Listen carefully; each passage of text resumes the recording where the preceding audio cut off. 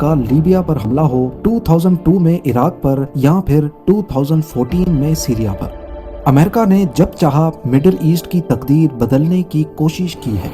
लेकिन एक मुल्क ऐसा है जो पिछली कई दहाइयों से इनके कंट्रोल में नहीं आ रहा, और वो है ईरान। आज भी अमेरिका और इजराइल ईरान के किले में क्रैक्स ढूंढने की कोशिश कर रहे हैं, जो कि इतना आसान नहीं होगा। तारीख गवाह है कि पिछले 600 सालों से ईरान के बॉर्डर्स का 1 इंच भी अपनी जगह से नहीं हिल पाया, फिर चाहे हमलावर रोमन्स हों, अरब्स, तुर्क्स, रशियंस या फिर ब्रिटिश एम्पायर ही क्यों ना हो। ईरान ने बार बार ये साबित किया है कि वो बड़े से बड़े हमले को भी झेलने की ताकत रखता है। लेकिन आखिर इस ताकत का असल राज क्या है? वो क्या चीज है जो ईरान को बाकी अरब मुल्कों से बिल्कुल अलग और सख्त जान बनाती है? पहले बात करते हैं उस गिफ्ट की जो ईरान को कुदरत की तरफ से मिला है। ईरान को अगर एक सेंटेंस में समझा जाए तो ये एक बहुत बड़ा किला है। ऐसा किला जिसकी दीवारें इंसानों ने नहीं बल्कि कुदरत ने खुद बनाई हैं। इस मुल्क को चारों तरफ से पहाड़ों ने घेरा हुआ है। साउथ में मौजूद ज़ाग्रोस माउंटेन रेंज ऐसा पहाड़ी सिलसिला है जो ईरान के साउथ से आने वाले दुश्मनों के लिए एक दीवार की तरह काम करता है। साउथ वेस्ट की तरफ ये ज़ाग्रोस पहाड़ आहिस्ता आहिस्ता इराक की तरफ झुक जाते हैं, लेकिन नॉर्थ वेस्ट की तरफ ये इतने सख्त और ऊंचे हो जाते हैं कि टर्की के साथ एक इम्पॉसिबल बॉर्डर बनता है। जहां पहाड़ नहीं है वहां दलदली इलाके हैं, खासकर जहां टाइग्रेस और यूफ्रेटिस रिवर आपस में मिलती हैं। ये मार्शलैंड्स यानी दलदली इलाके भी एक नेचुरल बैरियर के तौर पर काम करते हैं, जैसे किले के सामने एक गहरी खंदक होती है।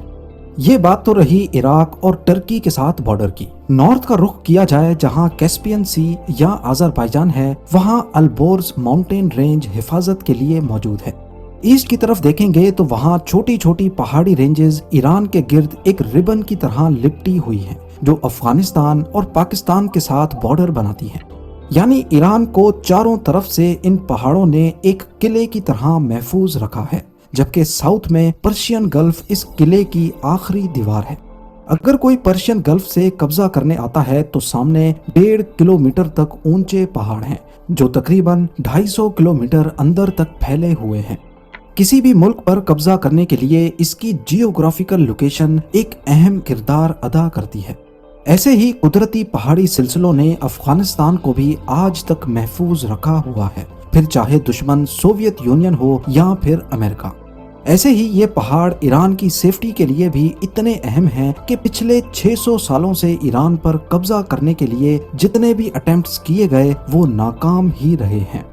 ईरान के बॉर्डर्स के अलावा अगर अंदर की बात की जाए तो यहाँ 2 बड़े रेगिस्तान मौजूद हैं, दश्ते कावीर और दश्ते लोत। ये इतने बंजर हैं कि लोग मजबूरन पहाड़ों के ऊपर रहते हैं।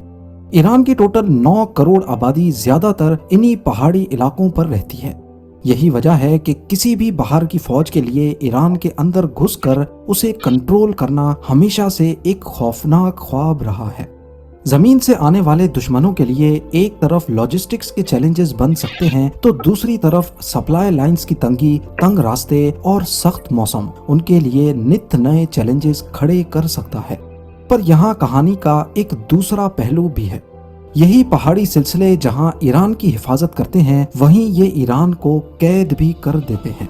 इतिहास में देखा जाए तो जब भी ईरान ने वेस्ट की तरफ बढ़ने की कोशिश की है, यही पहाड़ी सिलसिले ईरान के लिए भी बड़ी रुकावट बने हैं। यही वजह है कि ईरान अपने साउथ और वेस्ट में प्रेजेंस बनाए रखने के लिए डायरेक्ट जंग नहीं करता, बल्कि उन्होंने शिया प्रॉक्सी ग्रुप्स का एक नेटवर्क बनाया हुआ है, जैसे लेबनान में हिजबुल्लाह, यमन में हूथीज, इराक की इस्लामिक रेजिस्टेंस और पैलेस्टाइन में हमास और इस्लामिक जिहाद। ये तो रहा ईरान की जियोग्राफी का फायदा। अब आते हैं स्ट्रेट ऑफ हॉर्मुज की तरफ। जैसा कि मैंने पहले भी एक वीडियो में जिक्र किया था, स्ट्रेट ऑफ हॉर्मुज ईरान के लिए एक जबरदस्त स्ट्रेटेजिक वैल्यू रखता है। यहाँ आप देख सकते हैं कि पर्शियन गल्फ का पूरा नॉर्दर्न हिस्सा शुरू से लेकर आखिर तक अकेले ईरान के पास है, जबकि निचले हिस्से को 7 कंट्रीज आपस में शेयर करती हैं: Iraq, Kuwait, Saudi, Bahrain, Qatar, UAE और ओमान। पर्शियन गल्फ की इस एंट्रेंस को स्ट्रेट ऑफ हॉर्मूज कहते हैं, जिसके नॉर्थ में सिर्फ ईरान की कोस्ट लाइन है, जबकि साउथ में ओमान का छोटा सा हिस्सा। हॉर्मूज पर ईरान की साइड पे एक वी शेप बनता है, जिसकी वजह से 3 साइड से ईरान इस हिस्से को बेहतर कंट्रोल कर सकता है। और निचला हिस्सा जो ओमान के पास है वो एक तो पॉइंटेड है, दूसरा वहाँ तंग पहाड़ी रास्ते हैं और ये हॉर्मूज पर सिर्फ 50 किलोमीटर तक निकला हुआ है। इस पॉइंट पे ईरान के लिए हमेशा से हॉर्मूज को बंद करना काफी आसान रहा है और अब आखिरकार उन्होंने ये ऑप्शन यूएस इजराइल के हमलों के बाद इस्तेमाल भी कर डाला। ईरान साफ साफ कह चुका है कि अगर किसी भी मुल्क का कोई जहाज हॉर्मूज की तरफ बढ़ा तो उसे जला दिया जाएगा। इससे वो सिर्फ गल्फ कंट्रीज ही नहीं बल्कि पूरी दुनिया को प्रेशर में ला सकता है, क्योंकि दुनिया का 20% ऑयल और कतर की 90% एलएनजी के साथ साथ वर्ल्ड इकोनॉमी का 5% इसी हॉर्मूज पे डिपेंड करता है। 2025 में वर्ल्ड इकोनॉमी 120 ट्रिलियन डॉलर्स थी और हॉर्मूज बंद होने के बाद इसमें से 6000 अरब डॉलर्स अचानक से मिट जाएंगे। अगर ईरान पर कोई भी कब्जा या हमला करना चाहेगा तो ईरान के पास हॉर्मूज बंद करके पूरी दुनिया को प्रेशर में डालने का एक कीमती एसेट मौजूद है। ईरान के पास तीसरा फायदा है एक बहुत ही लंबी कोस्ट लाइन का। ईरान का टोटल पेरीमीटर 8731 किलोमीटर है, जिसमें से 2815 किलोमीटर समंदरी कोस्ट है, कैस्पियन सी और पर्शियन गल्फ पर। यानी ईरान के बॉर्डर का 32% समंदरी कोस्ट लाइन है। और आपको बताता चलूं कि ये कोई मामूली कोस्ट नहीं है। नॉर्मली कोस्ट के बाद रेत होती है, लेकिन यहाँ पर पहाड़ी सिलसिले हैं जहाँ ईरान ने सीक्रेट लोकेशंस पर मिसाइल बैटरीज नस्ब कर रखी हैं।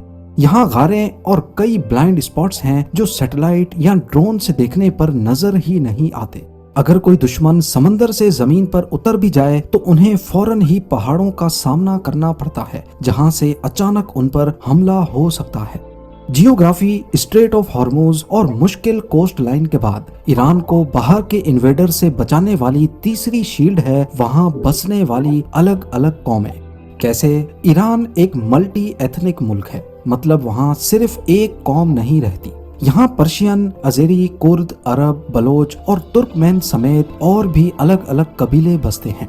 जब किसी भी मुल्क की आवाम मुख्तलिफ कौमों को मिलाकर बनती हो तो यहाँ सबसे बड़ा मसला आता है हर किसी को खुश रखना।